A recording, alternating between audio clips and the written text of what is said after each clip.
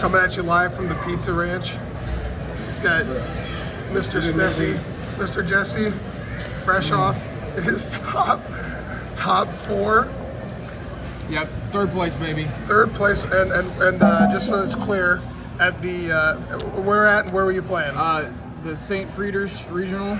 I was playing St. Peter's Regional in Missouri. I was playing the best deck in Memento. Epic. We got the deck box.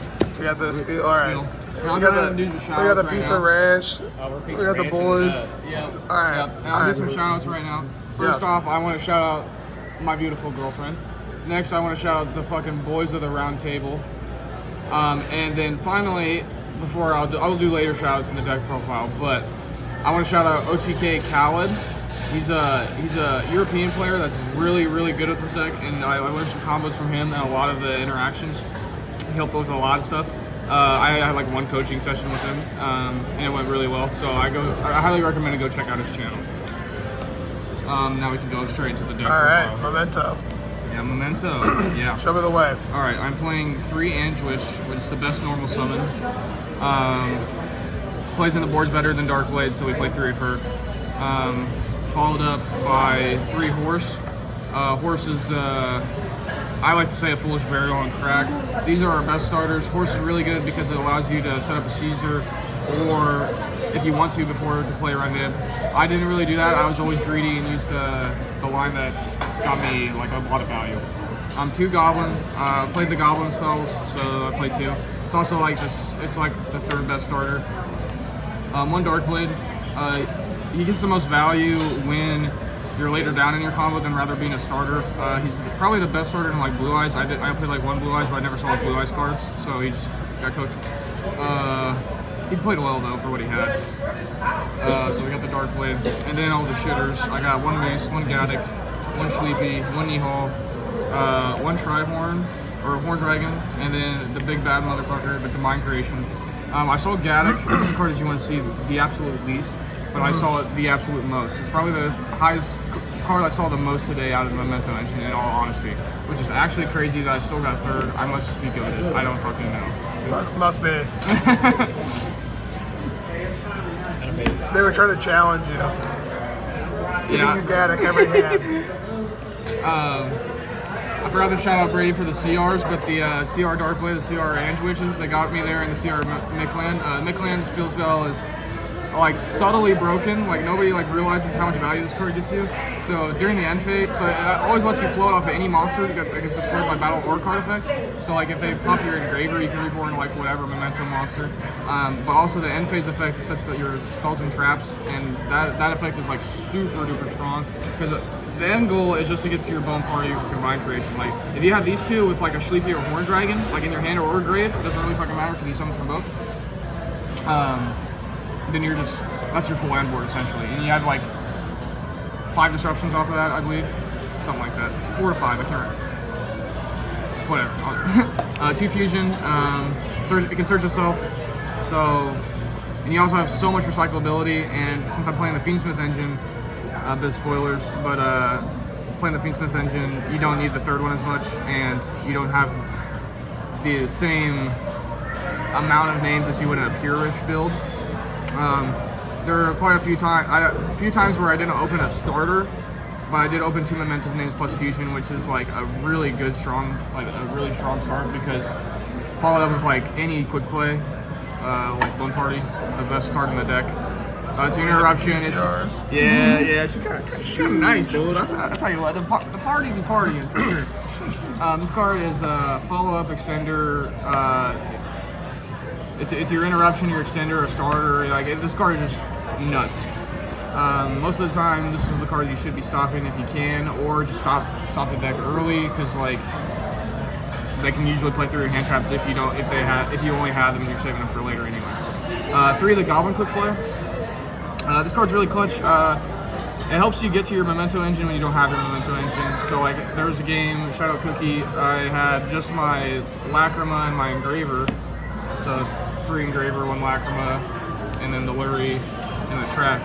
But I didn't open any Memento engine. I used my Fiendsmith engine to bait out his interrupts, and then I got to my Air Leader. He ashed my Air Leader, So I could have went after a greedy line where I make Desiree and then go for the breakout, but I just lost to the Ash. So I was like playing around Ash, and then made the aerialator, baited the Ash, used this to get to my Goblin, and then I just killed him afterwards. The card's really, really good. Same with the Fiendsmith engine. This is how you bait a lot of your interruptions, because like these cards really don't matter that much at all, but they can get you to your engine and they can out the opponent's board. So they're kind of just like board breakers in a sense in that regard, but they're also consistency pieces because Engraver is a 1-card combo to get to Goblin. The Fiendsmith engine also helps facilitate the Duke of Demise lines to help you extend through hand traps a lot. Lost it. Now for like the pseudo breakers, / hand traps. I just played the Floodgate hand traps and then Ash to stop the Sajis and the other Floodgates from hitting me. 3 Fua, 3 Perulia. I just wanted to draw as many cards as I could because I know I'm confident in breaking boards as long as I have the appropriate engine to do so. And then the card that helps me break a lot of boards outside of my engine. A lot of times you can open, well, I guess I'll just throw these into the droplet or the Call by the Grave by Talent. The droplet is easily the strongest non-engine that I played, other than Fua, because like Fua, the Mulch Armies, because the Mulch Armies help me weaken the board and then draw into the droplet. And I would have cards like hands of like 5 engine, or sometimes even if I didn't have a Mulch Army, I would open 5 engine in a droplet, and that's enough. That's enough to break the like half the boards. I played against. Let me look at the number of Mitsu Rubies that I played against. 1, 2, 3, 4, 5, 6. Oh no. Ryzeal. I played against 2 Mitsu Ryzeal, or 2 Mitsus, and 4 Ryzeals. I played only 1 Malice and 1 Blue Eyes. Blue Eyes is the buy. You shouldn't have to worry about that with this deck. But Malice is a pretty hard matchup.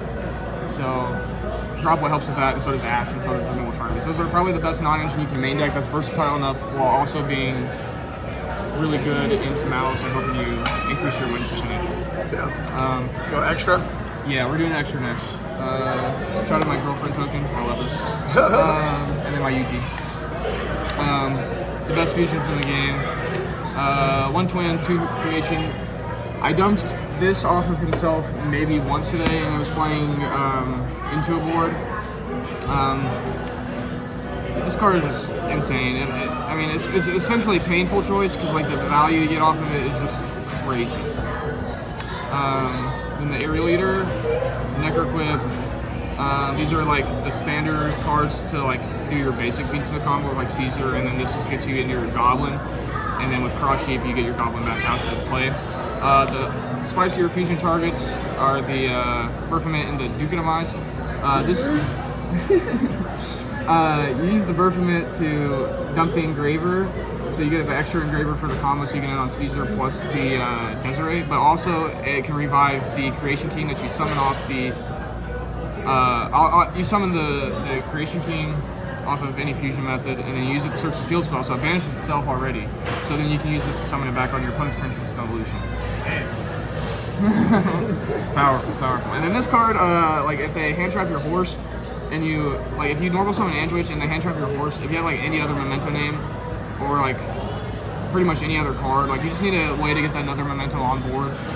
You just full combo them through the one interrupt, like the hand trap for free, so you don't even need another extender essentially. So if you open more extenders, it just makes it so much more broken.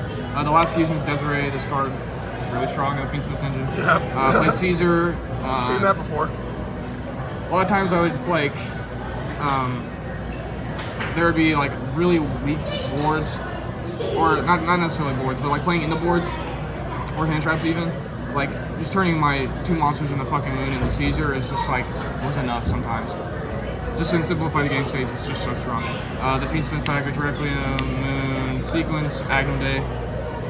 Yep. Standard. Yeah, this reborns the Desiree, gets put in grave by in the standard combo, because I use it to reborn the Desiree, turn those 2 in the Necroquip, and then reborn the Engraver, because I haven't used the effect yet. Strong engine, strong cards. Cross Sheep helps extend through hand traps. Initially, I didn't think this card was like that good and like not necessary, but like I was thinking about playing the Bow instead of this.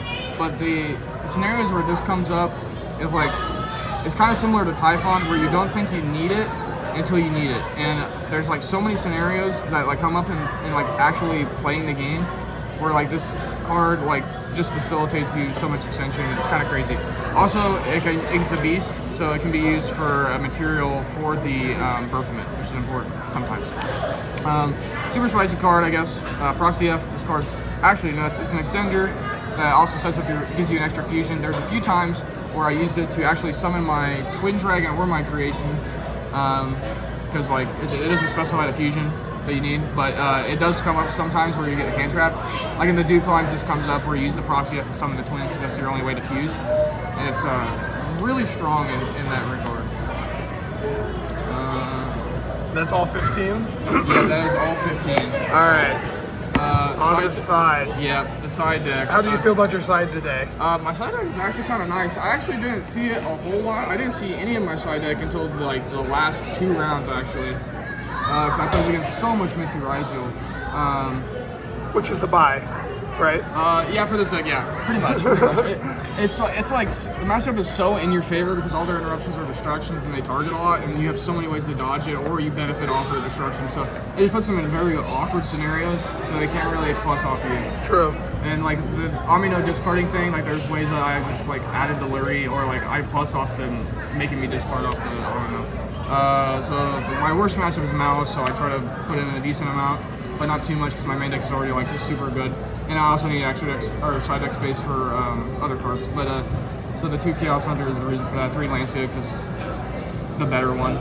Unfortunately, I like Chaos Hunter a lot because it protects me on my own turn from their banishes, which is pretty important. But anyway, 2 Droll. I saw this one time, and that was against Cookie, and it absolutely destroyed him. And he was playing a Mitsu Fiendsmith, and like this card was obviously really good in that matchup. 2 Grand Entrance. This card is really strong into any Ryzeal deck. It outs the full cross detonator board like by itself. So like this card is like I suggest playing this card so much because it's also a consistency piece that you can swap in for your Fuas going first. And like that actually came up in my last round where I used the Grand Entrance. So I used my Engraver to my Caesar. And then, so since Caesar has material, it's like cheese monster, you use this as extender. You never have to use your normal summon. So you have your normal summon throughout your entire combo because you just go for this to detach the material from your Caesar. The Caesar is like an interruption that doesn't really matter. Like the Memento interruptions are just so powerful in this format. So it's just very strong to just do that to combo because you still have your normal and you just play through like infinite hand traps. The next package is the Super Poly package. I play these. In the side. Yeah, in the side. So Super Poly is I'm pretty sure I was the only Memento in the room. I was sitting lonely on the Memento Mictlantean throne. If you will. Yeah, if you will. So this card's really broken in the mirror. Because you just take away like basically all their interruption just for your own starter. It's really strong. And then also against Blue Eyes, this card like this Super Poly allows you to like facilitate like an FTK going second when you summon this card. Outs like literally every interruption that they have, and they can't really do anything. Gonna get a view on those. I know I've never seen these cards before. Leave a comment if you've seen these cards before. D-Save Worm probably should have been Garua, or I think it's Earth Golem that requires just 2 Cybers. It came actually. I was using the this. Earth Golematic Mister. Yeah, I was using this to like out the full Malice board as another card to help with it, but it came up in a scenario where I needed just a main deck monster, so it was a little shitty. This card also I side in going first for some Charmies if I need to, just because I like side out Charmies going first. Because it also helps dodging like targeting interruption like Valor or Imperm. Probably shouldn't be playing Valor right now. It's kind of dog shit.